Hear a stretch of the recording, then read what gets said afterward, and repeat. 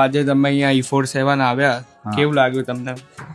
I think E47 નું આજે કે ફર્સ્ટ ટાઈમ ઉદ્ઘાટન થયું અને એન્ડમાં ઇવેન્ટ મેં અટેન્ડ કરી, બહુ સારું લાગ્યું. આઈ થિંક જે રીતનું જે હાઈ પરફોર્મન્સ સ્ટેજ બનાવ્યું છે E47 પરફોર્મન્સ, તો આઈ થિંક બહુ મસ્ત છે. જે રીતનું જે અમે આઈ થિંક ફેસિલિટી જોઈ, આઈ થિંક હાઇડ્રો પુલથી લઈને સ્ટ્રેન્થનિંગ વર્કથી outdoor facility, I think great I think future છે. અને જે લોકો અમદાવાદના લોકો છે અને જે હાઈ એથ્લેટ પરફોર્મન્સવાળા અને ઇવન હાઈ પરફોર્મન્સવાળા જે બી છે, એના કરતાં બી જે નોર્મલ કોઈ બી સ્પોર્ટ્સ પર્સન જે રમે છે, એ લોકો માટે આ પરફોર્મન્સ બહુ ઇમ્પોર્ટન્ટ છે.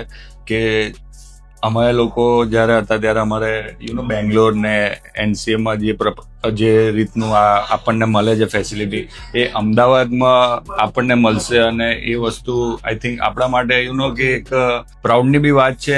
And as a same time I think credit goes to જેમનું વિઝન હતું પાર્થવ ડોક અને યશપાલભાઈને, જે એમની આખી ટીમને, કે એ લોકોએ આખું પરફોર્મન્સ સેન્ટર ઊભું કર્યું. And it looks nice. And I hope બાકી બધા લોકો બી આવે અને આ પરફોર્મન્સ સેન્ટરનું કે યુઝ કરે. ઇવન નોટ ઇઝ ખાલી રિહેબ માટે બી નહીં, આ કોઈ એથ્લીટને રેડી બી થવું હોય એના માટે બી, તો રિહેબ અને આઈ થિંક સ્ટ્રેન્થનિંગ ને બધા જ માટે કે યુઝફુલ છે. તો I think it's a great platform કે જે આઈને એથ્લીટ રેડી થઈ શકે. And congratulation to E47 team.